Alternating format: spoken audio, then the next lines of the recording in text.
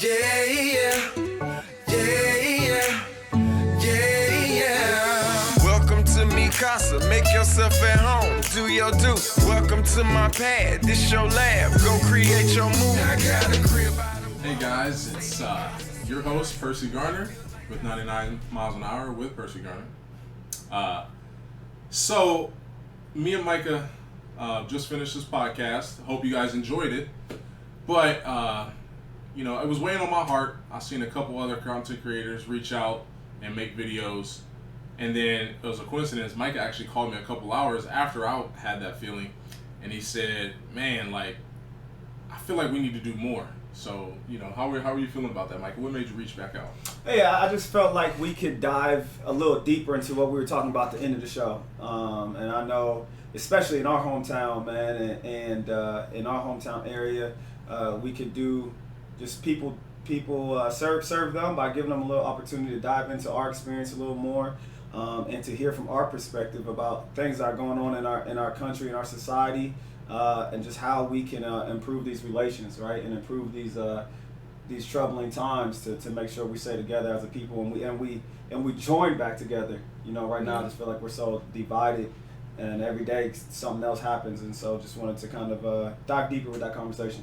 Yeah, and the thing with me is, the thing that was weighing on my mind is I just wanted to share my experience of how, growing up in Dover, and just my experiences outside of Dover as well. I just thought it was important, not for you to feel bad for me or anything like that, but just to know, my side. And because I do feel, and what we're going to talk about is, maybe people feel like in small towns where it's predominantly white, that it doesn't affect them, or it's not a big deal here in Dover. But I would say for me, and I think Michael would agree, that we did experience some things, and it's still an issue, no matter how big or small or how big different the ratio of white to black. It's still an issue, and I experienced it in Dover. So yeah, and I think we kind of talked about too was like, just because you might not see it personally, right? It's easy for you to influence your circle. All right, so if you become more influenced, if you become more aware of things that are going on, even if it's not necessarily affecting you, right, you can help somebody else in a conversation down the line that can help them in their situation, right? And that's just that ripple effect of, if I raise my awareness and I raise my knowledge, right, I can help everybody else in my circle. And I think that's what's so important right now, and that we're seeing is like, it's not just enough for me to be like, oh, I'm okay, I'm good, I have knowledge on this issue, and I know people are people, and to treat all humans the same. It's bigger than that, and we got to make sure we're influencing our whole circle so that it can continue to grow. Yes, I would agree. And one thing you touched on is, for me, it just needs to be like a conversation between everybody, not just me and you. Yeah. Not just me and our white friends. It needs to be, white people together talking about the same thing, just to let them know, they get it, so they understand. If it's not a conversation, if there's no dialogue about what's going on, and you kind of brush it under the rug, just because it personally doesn't affect you, and you don't really see anything about it, that doesn't mean, down the road, or it won't affect your children or your friends or anything like that. You never know. So I think it's important just to have some type of dialogue between each other, the people that you can confide in, and people that you really trust. Just listen to somebody on TV or a YouTube video might not, leave an impact as much as you talking to somebody close and dear to your heart, and just make an impact on them. I know me, just seeing everything that's in the media, and in my opinion, I don't know about you, Mike, but in my opinion, I just feel like it's being portrayed a lot worse than what it is. But that's just news. That's par for the course. But I feel like what's being portrayed worse than what it is? What do you mean? I feel like the protesters, they're just the media's making them all look like criminals, And I would say 90%, maybe more, are doing peaceful protests. I saw a couple videos of black people running in front of Targets and other stores to stop looters, to stop criminals from taking advantage of this moment, where people are actually trying to get something done using peaceful, tactics and not criminal tactics. I just wish, we were able to see more of the good things, but that's just how news works, I guess. Yeah. I think that piece right there, though, is so important, and I guess kind of why we had that calling on our heart, right? Is that ability to raise your own awareness and build your own thoughts, and not let the media dictate and drive everything that you think that you see is real, but for you to understand that there's another side to the story, and there's other things we need to see that's going on. So I think that media piece is huge, and what you were talking about earlier about that communication, right, and being able to have open lines. And as I shared in the podcast like that, how I was feeling conflicted or feeling confused of why I had so many white friends reaching out now at this point in time, and it kind of made me feel both ways. It made me feel hopeful. It made me feel excited that they wanted to have these conversations, and it also was disappointing. And it also was sad because I felt like why haven't we had these conversations before? Why haven't we thought about this before? But doing a lot of self-reflection and honestly doing a lot of prayer on it, it's been a great opportunity to use this circumstance, use these challenging times as an opportunity, right, to influence others and to start those conversations and to educate more people. And so I definitely think it's a great time to have those conversations, black to black conversations, black to white conversations, and white to white conversations. And with that being said, there's a difference between just communicating and connecting. You know what I'm saying? Like we can communicate, we can say hi, we can say, hey, what's up? And then, we can actually connect with each other. And that's just what we need a lot more of right now, is forget just communicating, just reaching out and saying, hey, I was thinking about you. Well, why were you thinking about you? What was your feelings on that? Let's get deeper with why you actually felt the need to reach out, right? And for me as well is let myself get deeper with you, and so you can understand where I'm coming from on these issues, so we can get past just the communication and build to connecting. I think it's so important. Yeah, and I was going to say it's so easy for us to communicate nowadays, so we really have no excuse. Everyone has one of these. Yep. And just like I've received text messages, I'm sure you have. Yep. Facebook messages, there's a million ways to message each other. Yep.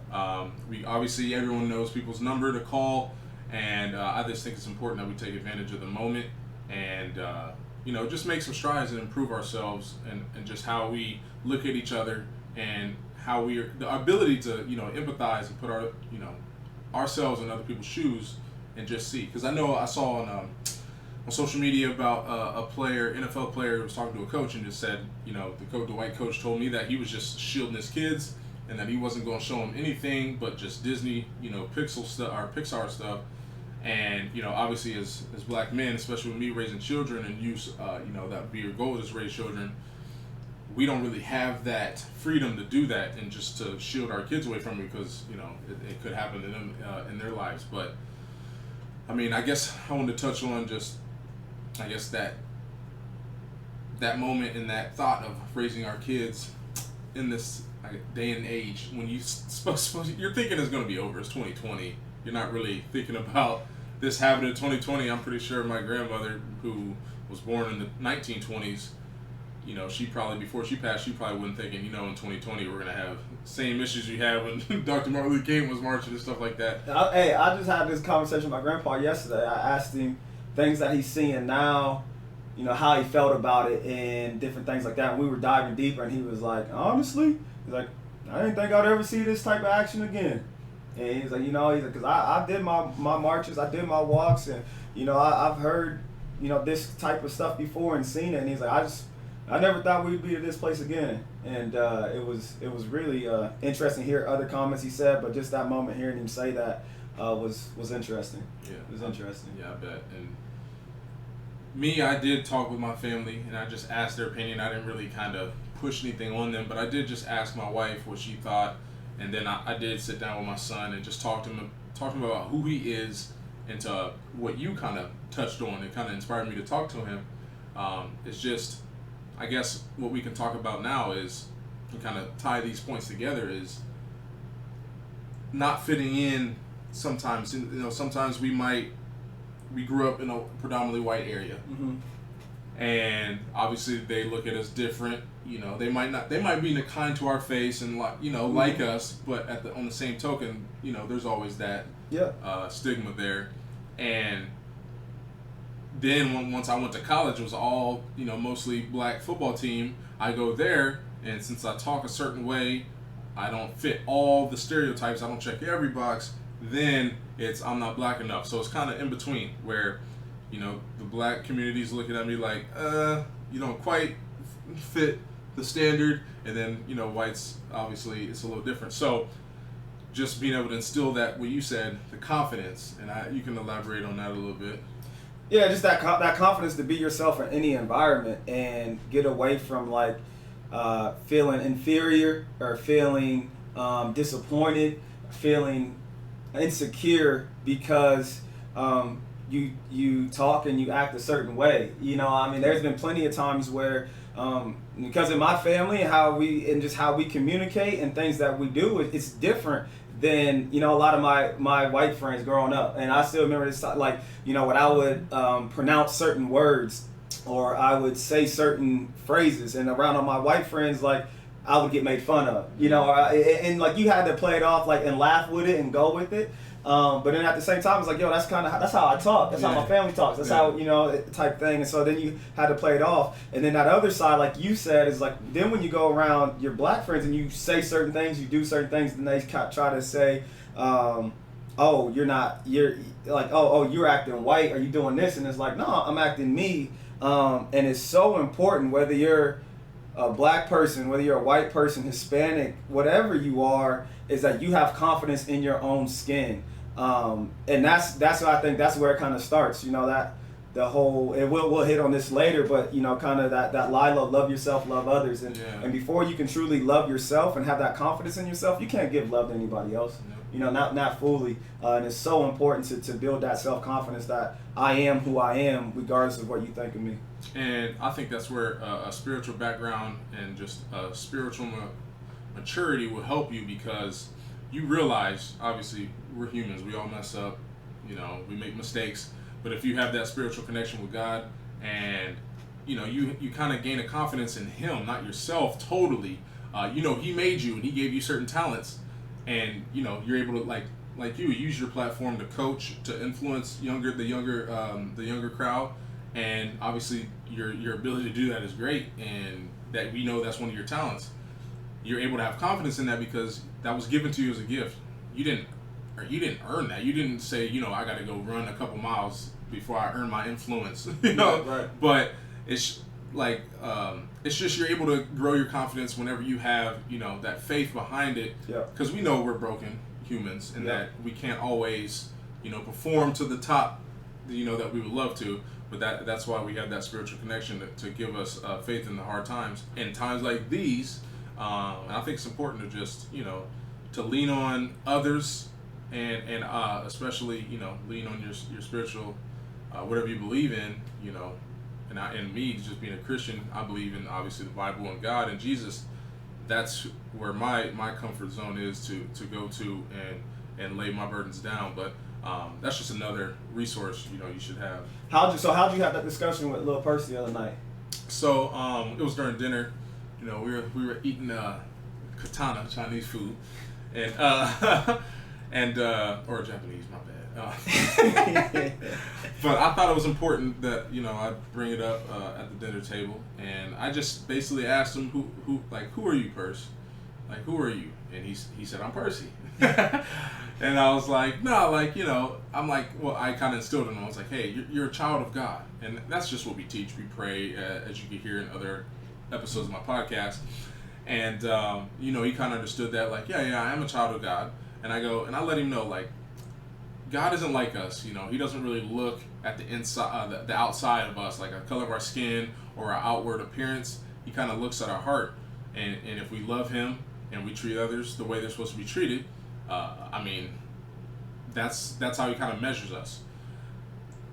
So once I got him to understand that, I kind of let him know, as humans, we sometimes we could be, we don't love each other all the time, just like these times, and we don't also treat each other the way we should be treated, and we kind of judge people on looks, and obviously I'm guilty of it, you're guilty of it, my son is guilty of it, but I told him people might not like him, or they might say certain things to him, or they might judge him just because of the way he looks, and I wanted to let him know that is not his problem. I wanted to let him know that is their issue. That is something they need to work out, and not to feel any type of way because of the way you look. And I said, look, you love everybody, right? And he says yes. Like he likes to talk to everybody, which is kind of scary sometimes. But I let him know, like, that's a great attribute. God wants you to love everybody, and he wants you to share his light to love others. Mm-hmm. And if you're not able to share your love because someone else is being or acting some type of way, that is not your issue. Mm-hmm. And you always show love, and that should be your your goal in life, is just to show love yourself and love others. Man, I love that right there, bro. That's awesome to have that conversation, and it's such a ongoing conversation, right? Just laying that foundation in him to start to understand. And I definitely don't think that was something that was like too heavy or anything like that, but really to get on his level and to just help him start to have those, to instill that confidence in him, you know, and start to have that conversation. That's awesome. And as always, it's awesome to see you as a father, but that's awesome. Yeah. That's awesome, bro. It's funny to see how you interact with my kids too, because Micah's yearning for them little kiddos, and he be like, I can just hear him echoing me. He sound a little different, but he'd be saying the same things. But it's just cool having you around the kids. So I'm glad we were able to do what we're doing. Absolutely. But also, just want to bring up a couple stories that we've had in our lives. I mean, just one night, me and Micah driving in Dover. Right. And we get pulled over. It was my fault, let me tell you the truth. I was driving, but Micah, he was giving me the directions. Micah was driving. I was giving him directions. And I was like, turn left. Oh, no, actually go straight. So he had started to make a left turn, and then he ended up going straight. We got pulled over, and it was nighttime, and we just remember, like, with the officer come up, and just his whole demeanor changed once he saw it was me and Micah, because we had been playing sports, and in Dover, sports, it's very important, and a lot of people know who the athletes are in the area, which I'm sure is like every other community. And he kind of said, oh, it's Percy and Micah? Yeah. And it's just, like, what if it wasn't Percy and Micah? Like, right. I'm not saying in 2006 or whenever it was that, we don't know what could have happened if it wasn't community athletes. So it just begs the question, like, it shouldn't take, because I had another opportunity where I got pulled over in Canton, and the guy didn't know who I was, but I fit the description of an athlete. So he literally took my license and my registration, went back to his car, Googled me, came back, and said, hey man, I Googled you, I knew you were an athlete, you look familiar, going about your day, So obviously I have had some passes just because of my local celebrity playing for the Indians and stuff like that. But I mean, I have experienced, before I, had all that celebrity, I've experienced, the experience of being black and the disadvantages it is. But it's hard for me to, what if my son doesn't become an athlete and he has to deal with this? Like, it's just worries that I think shouldn't be on our plate. We have enough in this world. Yeah. But that's just my take. And I'm pretty sure you got stories. Yeah, no, I mean, DWB, right? That's a phrase. Driving while black, man. That's a real thing. Like, regardless of whether that's a real thing. I've been pulled over. Before I got my first ticket, I was pulled over 19 times. All right, between Dover, Philly, where I was at in college, like before I got my first ticket. And so many times it was just little stuff for them to check my background, right? They want to check your record. They want to check, do you have registration? Do you have your insurance? And different things. And that conversation right there, man, that happened. Obviously that night it was me and you. We got pulled over. The cop comes over, he's like, oh, show me this, show me that. And then once he saw the ID, he was like, oh, Micah, oh, Purse. He was like, he's like, yada, yada, yada, chopped it up with us and let us go about our business. And that's just a real thing, And so when I've obviously ventured away from here, those situations got a lot different, from getting pulled over, getting my car searched with dogs, knowing that I've never had anything of any type of thing in my car, but just because I fit the description of somebody, all right, they had me on the curb and they searched my car with the dogs and had everything out in my trunk. It was humiliating, to be honest. Yeah. It was very humiliating to be in a downtown area and that happened. I'm on the side of the road, but I always think about this one situation. It was 2016 when everything was going down in Ferguson and things were a mess, just like they are now. And I'm driving late night, coming back home from a recruiting trip. It's like 1 a.m. Nobody's out on the road, and I'm driving, and a cop comes out behind me. And I have my, as normal, you know, you like start to, okay, let me make sure I'm doing everything. Let me make sure I'm doing everything perfect. And like, I put both my hands on the steering wheel and I'm driving, man. And this cop is behind me now. He's been following me. And I start shaking. All right, my hands start shaking. And the only thing that was going through my mind was, if I get pulled over right now, like, there is nobody to see what could happen. There's nobody to see what could happen. It's 1 a.m., pitch black, nobody else is out. Yeah. And that was just a realization. Like, I didn't actually get pulled over that night. He followed me for a little bit and went around me, like, type thing. And so everything ended up being fine. But I just thought in that one situation, knowing me, who I am, how I am, and respectful that I am, and I don't have anything in my car, never have had anything that would be under suspicion in my car, and the anxiety that I felt, and the intensity that I felt in that moment. And then you also know that police officers, when they come into situations, their anxiety is going as well, right? Their intensity is going as well. So if you take two people who are extremely intense and extremely on edge, all it takes is one little altercation for things to go south fast, right? And you take that person who maybe they do have something in their car, maybe they do have a grudge, maybe whatever, and like, it's a spark. It's a spark just like that. And we have to get to a place, man. And as everybody keeps saying, like, not all cops are bad. We know that. Yeah. You know what I'm saying? We know that. And police do have a tough job, man. And we respect their job and we value their job. But until we get in a place where our interactions can become more civilized on a regular basis and can become more comfortable, it's going to take a lot. And we'll kind of talk on that at the end piece. But that's just some of that anxiety that you feel because you know certain situations can happen just because you are black when you get pulled over.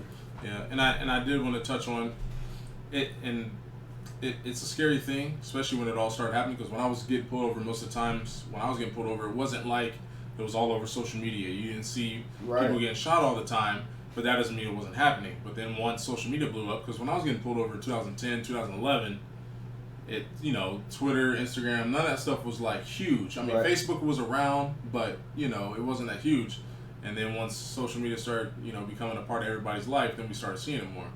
But I had experienced that as well, pulled over for no reason, you know. But the thing I did want to talk about is I wanted to bring it back into Dover, and I wanted to touch on that, you know, obviously our personalities, the way we were, the loving, kind, you know, kids we were, there were plenty of families in Dover, and I really want to, it's important to let, you know, because we've been touching on all this, but it's important that we do touch on the families and people in Dover that showed us love no matter what. We didn't feel like we had to act some type of way. They would let us into their homes, eat all their Pop-Tarts and all that stuff. And we just want to make sure that we did mention them as a whole. Like, there were people in our community who loved us, you know, no matter what. And we want to thank you for that. And you know who you are. And we thought it was important that we would definitely say that, because we did also know people in Dover that it was kind of iffy about. And we were talking about, like, they don't really mess with us. You know what I'm saying? They don't really mess with us and keep it moving. You know, and that's real. Yes. That's real. You know, so definitely thank you to all those families, because what you got to understand is, like, certain stigmas run on both sides. You know what I'm saying? Like, who's to say how would our mindset, and it's no knock on other people who've had bad experiences with white, because I had a lot of friends, especially when I got to college, who didn't mess with white people because of the experiences that they had with white people in the past. You know, and so I've always been thankful for the friendships that I have, specifically the friendships with Eric Williams and his family, and Daniel Ift and his family, and just the Burdettes, all, you know, very thankful for that kind of crew, because it allowed me to instantly have best friends on both sides and understand that people do love you and people do respect you, and it doesn't have to be, you can't clump everybody into one, because that's where we run into trouble right now. Is there's so many people who both sides clump everybody into one, even with police officers, right? And so we know we all got to make improvements when you can get to that basis, and understanding that not everybody's bad on every side. Then we can grow. You know, then we can grow. So for sure. Now before we get to you know the end of this, I thought it was important. Micah brought this up because I look at Micah as a teacher and a coach, and he's very influential over children and teenagers and even adults. But I thought it was important that, in order for us to improve, especially in the Dover community, I think we need to have, people of color just in leadership positions. Now, obviously, we have ministers and pastors in leadership positions that are black, but more so people like me and Micah, we ran it. Obviously, every day we dealt with our coaches of all the sports we played, and we dealt with the teachers. Now, as far as we can think, there's no black teachers. There's no black coaches from what I understand at Dover. At least I know there weren't any when we were going up, for sure. For Yeah. sure there were no any. I would be hard pressed right now if there were any as well. Now, and it's the same thing that's going on in the NFL right now, but I just think it's something to think about. And in coaching. Yeah, in coaching, yes. Yeah. And I think it's something that should not be overlooked and should be taken seriously. It's another thing where young white children, because another thing we want to talk about is racism or the white privilege isn't always taught. Some kids, some parents might unintentionally teach it. Some might do it on purpose. But at some point, when a kid turns into an adult, they have to form their own opinion, and it's never too late to learn. Mm-hmm. So I think the college helps a lot with that for the people who go to college. And I guess just how, because you brought that up, so how in your words, what were you thinking when you brought that up? Yeah, I just, it's so important for both sides of the party. So I know Dover is a predominantly white school, which is perfectly fine. And so if having minorities in certain leadership positions is going to be fantastic for the young minorities in the school system, right? And it's going to be great for them to see that image that is first on a first-hand basis, and not the image that's only portrayed in the media, which is to be a successful black person, you have to be in entertainment, you have to be in athletics, or you have to be some type of a thug. You have to be a gangbanger, or you have to be a drug dealer, or whatever, right? That's the image that you shows you're successful. That we get on the media, and to see that you can be a successful black person, not just in those three things, I think would be huge for the minorities at the school, but also huge for the white students as well, for them to see that exact same example. And I think it's so important for me on my college team, man. I coach and I love my players, no matter what color they are. But I know in my head it's important for my black players to see me, right? See me dressed up in a suit, see me how I handle myself and conduct myself on an everyday basis. And it's just as important for my white players to see that exact same example as well, so that they don't get that stigma of what I see on the media and what they show me is what a black person is. And I think that's so important in our community to push that as well. That's well put, Mike. Now I know what everybody's thinking. Well, the people who are watching this video then at Dover community, well, we don't have any white coaches, we don't have any white teachers. I mean, are you gonna make Chill out, bro. Cut that part out. Come on, Mike. No, we said it in that one. But no, seriously, in all seriousness, we feel this way at the bottom of our hearts, and we do take this serious. But what we feel this is important for us all to improve and come together. What do you feel? Do you agree with what we're saying? We want feedback. So if you know us, you can text us. If not, you can leave it in the YouTube comments. Hit us up on social media. I'll link each social media right probably below. Ooh, my stomach. Right below our picture right now. So you can hit us up on whatever social media platform it is that you prefer. And just, the whole purpose is to have an open dialogue. So we feel these things that we mentioned are important. And you let us know what you think is important for us all to come together and end all this violence and this, the hate and just all this and stuff that should have been already rectified, but obviously not. So we appreciate you spending time with us. Is there anything else you wanted to add on? No, hey, I echo what Percy said. If you know me, or you can everybody can get in touch with anybody now on social media. I'm definitely more than open to having these conversations. I think Percy said something earlier, was like, you know, there's one thing to be taught this, right? And maybe at a young age, you aren't taught that, you know, everybody's created equal and humans are humans. But there's also another thing to stay in that mindset, and there's no reason to stay in that mindset. And as we get older, as we become adults, man, we can choose to learn. You know, we can choose to learn, and you know, we can choose to learn. Just the simple thing I'll leave with is, you know, personally, I'm always gonna see you as a black man. I am. You know, and my best friends, Daniel and Eric and some of my others, like, I'm always gonna see them as white men. But before I see them as that, I'm always gonna see them as a human. You know, and that's the connection, is that regardless of whatever, like, you're a human being, and until we can get to that place where I see you as a black man, but I see you as a human, and that's where we can grow that connection, I think we're going to struggle with that. So I just strive for everybody to continue to grow that mindset, and then continue to grow with connecting to others. I've been encouraged by some of the connections I've had, not just to the communication, but some of the connections I've actually had over these last 2 weeks, and I'm really excited for those to grow and get deeper, and I'm excited to reach out to more people as well myself, as I continue to learn, as I continue to grow in this area, so I can help my circle as well. So thanks for again having me on this podcast. I'm so glad we kind of wanted to get some things off and hopefully open up this dialogue in other people's families and other people's homes, as well as open up this dialogue with us. Yeah, well, I appreciate you coming on the show. You're welcome back anytime. I know it's a little bit different of a format,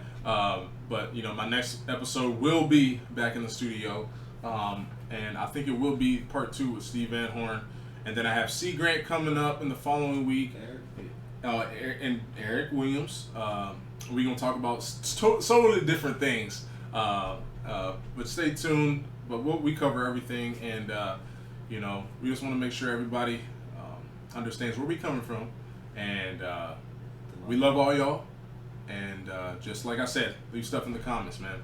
Appreciate having you. Appreciate you. Oh, what about it? Sound. So the wristbands, I don't know if you can see Micah's. Our wristbands we got. So we in this episode we talked about loving yourself and loving others. This was established at least 5 years ago, 6 years ago. It's been something that I don't think I ever take this off. I've taken a shower, it's always on. It's just a constant reminder to love yourself and love others. And if you want to, there's they got a social media, Love Your Lilo. They got clothing. LYLO. And it's just something that should be instilled in all our hearts. That's what we all should be taught at a young age. And moving forward, I hope that's the goal of every parent, is to teach your kids to love themselves and to love others. I mean, I also think about it as joy. Jesus, others, you. It's all one community. We all should love each other. It's the solution to everything if you want to get down to it. It's just the 4-letter word, love. But did I cover that good? We appreciate you guys listening to us. Don't forget to subscribe, hit that like button, hit that link, hit that button, click. But no, we subscribe appreciate to my y'all. man. He's the real deal. No, cut it out. But no, we love you guys, and we'll see you.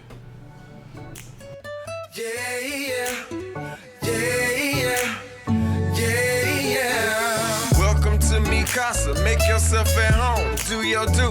Welcome to my pad, this your lab, go create your move.